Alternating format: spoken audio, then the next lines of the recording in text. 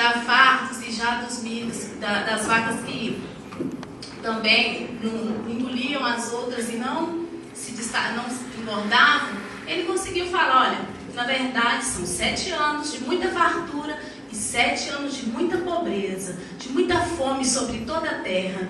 Então eu só estou dando uma passagem assim, de lampejo para vocês entenderem o que eu vou falar lá na frente. Então ele foi colocado como governador.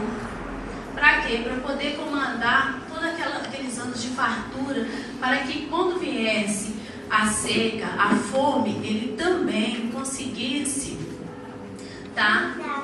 ter fartura para poder oferecer para o povo. Irmãos, então, nesse contexto, José acabou reencontrando seus irmãos e com isso ele trouxe seu pai. Estou só dando uma passagemzinha, uma refrescada na história. Ele trouxe seu pai. Quando ele traz o seu pai, com o passar dos anos, veio a falecer José e veio falecer também aquele faraó. E veio um faraó que não conhecia José. Então nós vamos pegar aí e dar uma lida em Êxodo 1, aliás.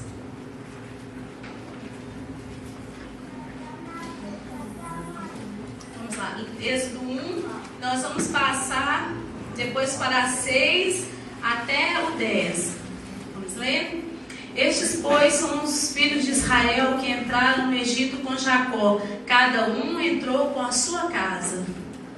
Sendo, pois, José falecido e todos os seus irmãos e toda aquela geração, os filhos de Israel frutificaram e aumentaram muito e multiplicaram-se e foram fortalecidos grandemente, de maneira que a terra se encheu deles. Depois levantou-se um rei sobre o Egito que não conhecia a José, o qual disse ao seu povo: eis que o povo dos filhos de Israel é muito mais poderoso do que nós. Eia, usamos sabiamente para com eles, para que não se multipliquem e aconteça que, vindo guerra, ele também se ajunte com os nossos inimigos e pelejem contra nós. Agora passando lá para o versículo 15. E o rei do Egito falou às parteiras das hebreias, das quais o nome delas Sifrá e o nome da outra Puá, e disse: quando ajudares no parto as hebreias e as virdes sobre os assentos, se for filho, mata-o, mas se for filha, então viva. As parteiras, porém, temeram a Deus e não fizeram como que o rei do Egito lhe dissera, antes conservaram a vida dos meninos. Já lá em cima. Então ordenou Faraó a todo o seu povo, dizendo, lá no versículo 22, vocês estão conseguindo acompanhar? Então ordenou Faraó a todo o seu povo, dizendo: a todos os filhos que nascerem lançareis no rio, mas a todas as filhas guardareis com vida. Irmãos, continua deixando a Bíblia aberta aí. Então, no resumo da história, como vocês viram, aquele povo que havia vindo num momento de bastante prosperidade no Egito, trazido por José, né? Ele manda buscar seu pai. Aquele povo foram 70 pessoas que vieram da família de Jacó. E aquele povo foi crescendo e multiplicando muito. E ocorreu que, com o passar dos anos, José veio a falecer.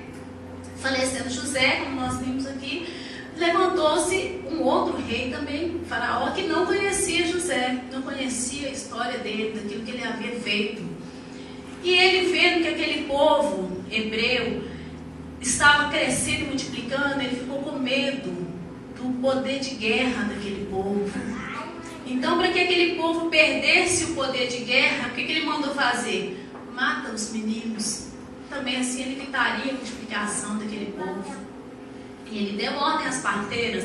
As parteiras, temendo a Deus, falaram que as hebreias eram muito saudáveis e quando elas chegavam, elas já tinham ganhado o menino. Então ele falou, deu uma ordem.